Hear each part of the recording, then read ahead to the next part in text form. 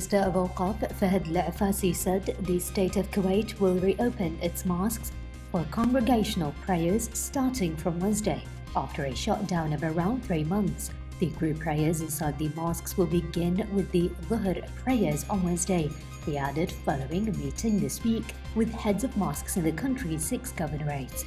The minister stated that his ministry has completed preparations for mosques reopening, including sterilization to protect health inside the places of worship. The state of Qatar has unveiled a 4-phase plan to lift the restrictions imposed to limit the spread of the new coronavirus in the country.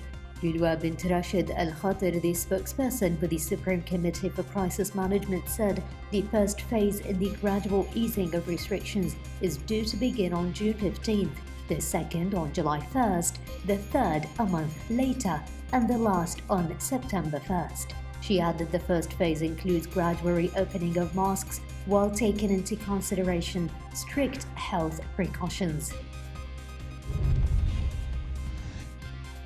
The number of coronavirus infections globally topped 7 million on Tuesday, some 2/3 in Europe and the US, while fatalities recorded in Latin American countries continue to rise. The number of worldwide cases reported has doubled in just over a month, and more than 1 million COVID-19 infections have been registered in the past 9 days, though testing in many countries has increased. Since the outset of the outbreak, many nations are still testing only symptomatic or serious cases. Rising numbers of deaths were recorded from Brazil to Mexico to Peru, driving the confirmed global death toll about 400,000 and the number of declared infections over 7 million.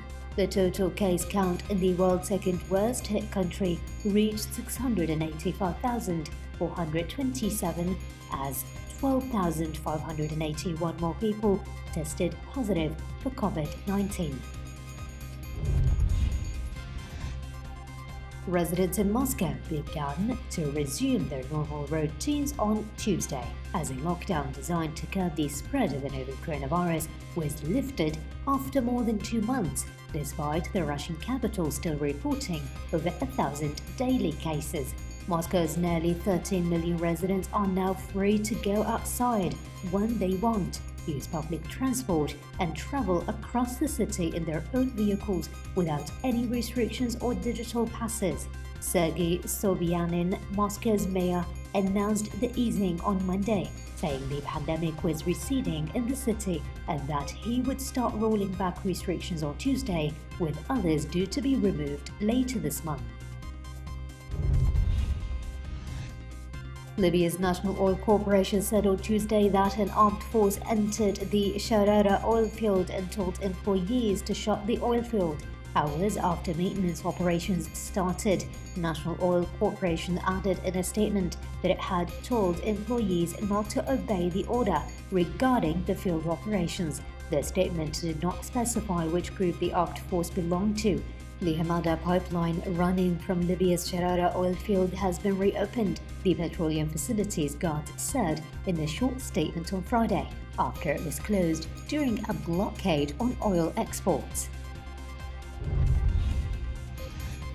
More than 260 Rohingya arrived by boat in Langkawi on Tuesday, officials said, despite authorities' efforts to fight the COVID-19 spread by stopping entry of the persecuted minority.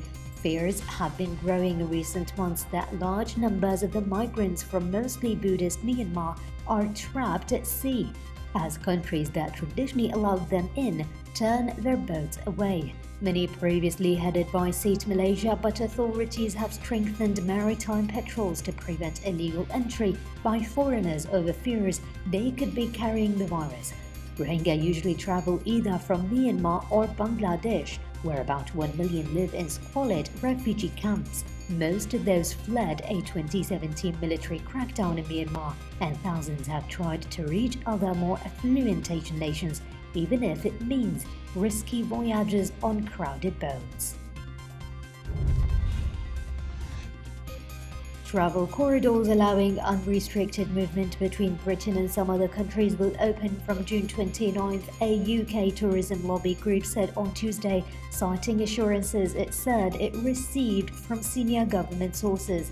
Britain introduced a 14-day quarantine for international arrivals on Monday, despite warnings from airlines, airports and others that this could lead to more job losses just when they were hoping to launch a recovery from COVID-19.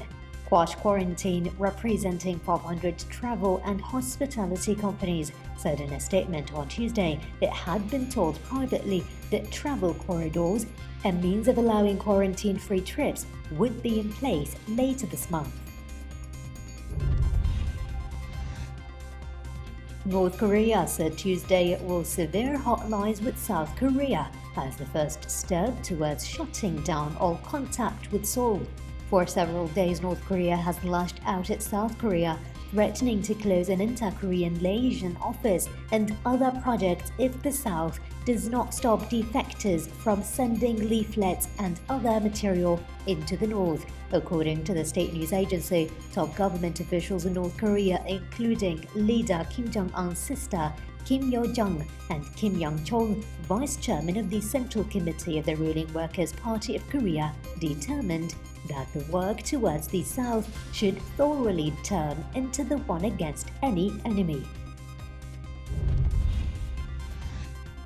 President Donald Trump on Tuesday pledged to maintain funding for police departments in the U.S. amid growing calls for sweeping cuts to law enforcement budgets as protesters clamored for an end to police brutality following the death of George Floyd in police custody in Minneapolis last month.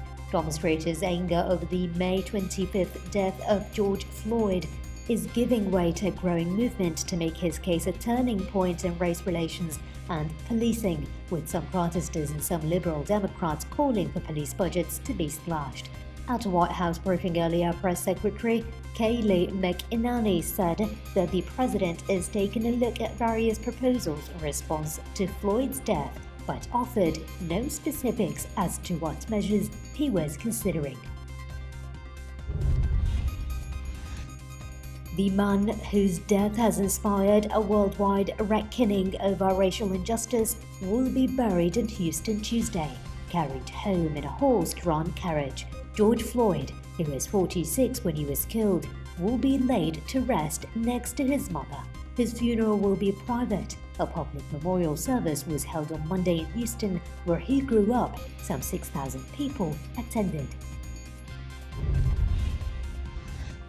London Mayor Sadiq Khan has ordered a review of the capital's statues and street names after the toppling of the statue of an English slave trader by anti-racism protesters triggered a debate about the demons of Britain's imperial past. A statue of Edward Colston, who made a fortune in the 17th century from trading West African slaves, was torn down and thrown into Bristol Harbour last Sunday by a group of demonstrators taking part in a wave of protests following the death of George Floyd in the US. Mayor Khan said a commission would review statues, plaques and street names, which largely reflect the rapid expansion of London's wealth and power at the height of Britain's empire in the reign of Queen Victoria. German trade collapsed in April as the coronavirus pandemic ravaged Europe's biggest economy, with exports chalking up their biggest year-on-year fall since 1950. The Federal Statistical Office said Tuesday, while monthly German exports shrunk by a more than forecast 24%, imports to the nation slumped by 16.5%. The Federal Statistics Authority said in a statement, in a year-on-year comparison, 31.1% fewer German goods were sold abroad in April, the biggest fall in a single month since foreign trade statistics began in 1950.